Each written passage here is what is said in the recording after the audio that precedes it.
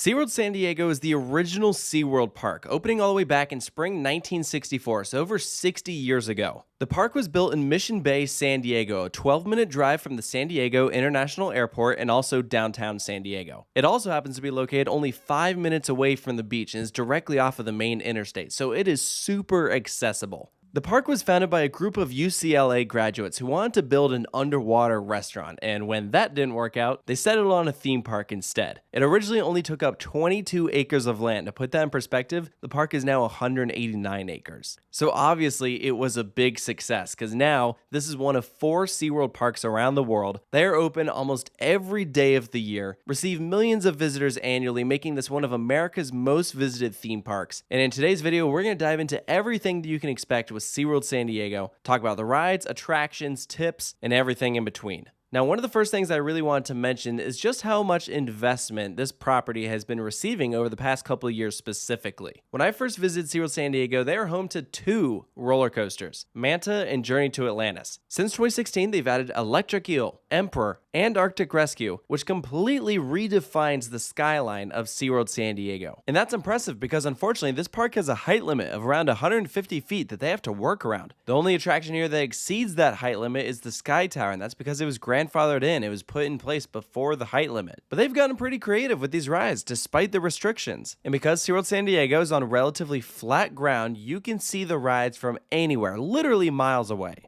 One of the particular reasons why this park has received so many new roller coasters recently is there's been kind of an attitude shift the past couple of years to redefining SeaWorld's image. They were primarily known as a marine life park with very few rides. People were coming for the animals. So they simply gave people another reason to visit. I know a lot of that stems from some of the kickback they've received over the years, but I really feel like management has done a good job rebounding from all that. They went through a tough period, now they're on the upswing. My first visit was good, but I like the park a lot more now. At least for the most part. There's definitely still some issues that I have with it. I'll talk about those a bit later. But generally speaking, SeaWorld San Diego has improved for the better. So let's walk through some of those specific attractions and discuss the experience the guests will receive upon arrival. Starting first with the main entrance, and this is actually a hot topic because this entrance that you're seeing right here is brand new. I only saw it for my first time during my most recent visit. For years, I knew it as this big fiberglass wave that I thought was actually a fantastic entry point to just get you in the mood for the day that you're about to have. It was a beautiful first impression, and it really flowed well with what was directly behind the wave, a bunch of animal touch pools. The whole front entryway was designed to make you feel like you're underwater, right in a coral reef, and it is just remarkably well done. This was my favorite entry experience at any SeaWorld park. Now that the wave is gone, we have a more beachfront feel. It's definitely simpler. I don't know that I like it as much. It's still a good first impression, don't get me wrong, but I'd be lying if I said I didn't miss the wave. Now from this opening plaza, you can pretty much go in any direction, straight ahead, to your right or left. I personally recommend taking a right because this is where you'll find most of the rides. First up is the Ocean Explorer realm. This is really for kids, and again, they're really leaning into that like coral reef feel, dressing up some of these smaller attractions with some great stylization, really fun colors. Now, unfortunately, this area does have a bit of history. It was originally supposed to be a lot better. They had this Ocean Explorer Dark Ride monorail style attraction that they tried out. They could never really get it working. It actually ended up being a huge flop. At this point, you'd never really know it was there. But I remember back when that thing was announced thinking, oh, this could be really cool. And I think at this point, the teams at SeaWorld San Diego are like, let's just put that thing in the past. We don't need to talk about it, and we're moving on.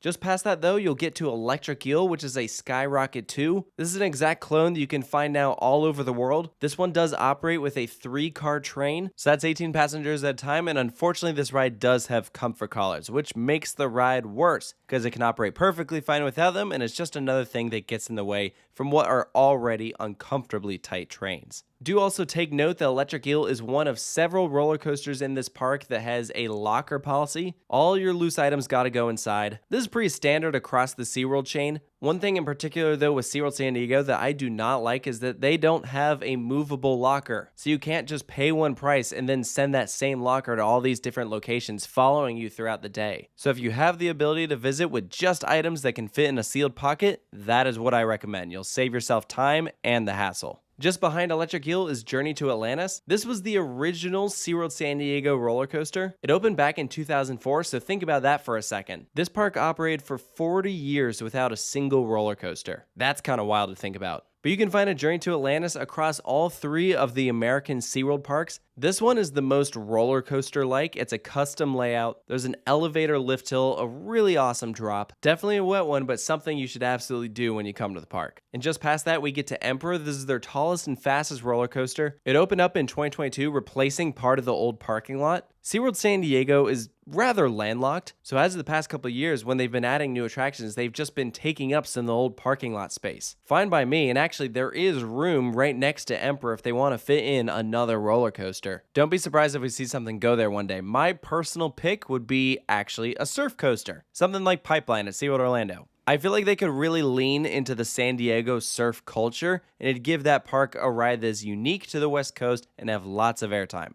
But as we work our way around, we'll next up get to the Wild Arctic realm. This is home to the Arctic Rescue roller coaster as of when this video is made. That is their newest attraction. It's an Intamin straddle coaster with multiple launches. Great fit here, real family friendly. Could have done with a bit more theming though, to be honest. And that goes for Emperor as well. As much as I'm glad that SeaWorld has been investing in this park, they do have a tendency to budget cut. Like Arctic Rescue starts to have a great looking station, and then the closer you look, the more you're like, oh, wow, this should look a lot better. And then poor Emperor doesn't even have a roof over their heads. It's simple things like that that can be kind of frustrating. And fun fact, there used to be a different attraction in this space. It was a Wild Arctic simulator. This is what Arctic Rescue replaced. I only did it once. It was not very good. I do not miss it. But then the last big thing that you got to see in this area are the penguins. They have both an indoor and an outdoor space. Definitely a favorite of mine, and this is also a great opportunity to mention that if this is something you're interested in, SeaWorld San Diego does offer several different upcharge experiences within their park, so you can get even closer to penguins, sea lions, beluga whales, all sorts of stuff. It's a little expensive, but it's still pretty cool. I did a penguin encounter at a different SeaWorld park, and I really enjoyed it.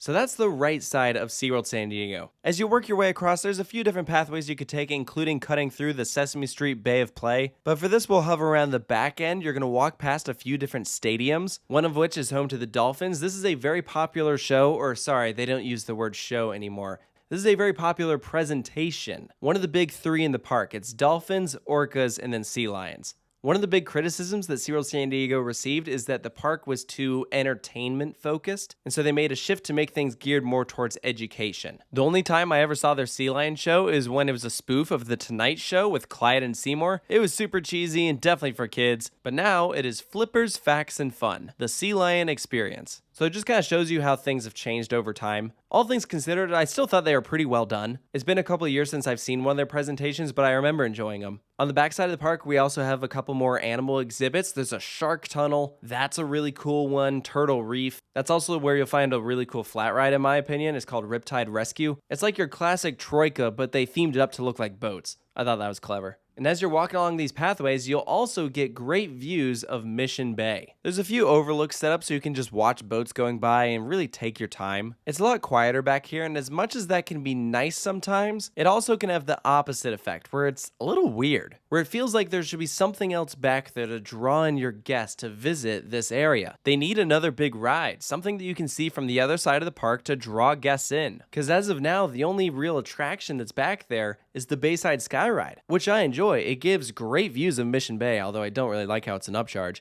It's free if you're a pass holder, which is awesome. But that's a prime example of a ride that isn't getting the ridership it could because it's not visible from most areas, so it's easy to miss. And many people who would normally do it might not spend the money to. And so therefore, a lot of guests don't even bother going back there. Right now, the only thing that's keeping this section lively is Manta. There's great views of the main layout, but because the entrance is all the way around on the other side, I don't know how many people even bother coming in to get those views. If I were in charge, I'd find a way to fit in a high-capacity flat ride like a Scream and Swing. They're popular at the other Seas parks, and SeaWorld San Diego needs more non-roller coaster-based rides. But anyways, moving on to Manta. This was the big roller coaster here for like the longest time. It's now one of 3 roller coasters in the world with that name. It's a Mock Rides family coaster, 2 launches. The first one has this great back and forth motion in a tunnel surrounded by projections of rays overhead. It's awesome. Manta is a perfect family thrill ride that you'll want to get on multiple times. It also has the best queue in the park with some pretty awesome aquariums. It also sits next to a Ray touch pool, so those who don't want to ride the roller coaster can still find nearby entertainment. I love integrations like this, and there's several other examples of that scattered throughout. But now as we get to the far left side of the park, you'll find Shipwreck Rapids, actually a really well-themed Intamin Rapids ride. Definitely a popular one on hot days. You also find the site for one of the park's former attractions, the recently removed Tidal Twister. This was the only one of its kind built by Skyline Attractions. It had a lot of technical issues and so it was rarely open. I did get the opportunity to experience it and I wasn't too crazy about it. As of now, the site is sitting vacant. What I would love to see here, honestly, is a kiddie coaster. SeaWorld San Diego has 5 roller coasters and none that are like real small. Even just a little Zamperla would be fine. It's a small footprint, it just makes sense. Continuing back around, that's where you'll find your orca encounter. Also nearby is Dolphin Point. This is a dolphin exhibit that's just like right off the main pathway, so you don't have to wait in line to see them. There's often trainers out interacting with them. That's always adorable. And it's really well landscaped too, but that goes for this entire park. If you haven't picked up by now, SeaWorld San Diego has some beautiful scenery. You gotta give props to the horticulture team here. They keep this place looking pristine and it shows. But there you go, that's your crash course SeaWorld San Diego. In total, there's 19 different aquariums, plenty of rides and play structures for the kids. The park isn't huge, but it is absolutely a full day experience. Like, I would recommend this park to people who don't even want to do any rides. You could absolutely still get enjoyment out of it just taking in the views, seeing the animals. There really is something here for everyone. And I think that's a big pro. It's one of the reasons why I recommend this park. The big word of warning, though, I will give. SeaWorld San Diego is overpriced.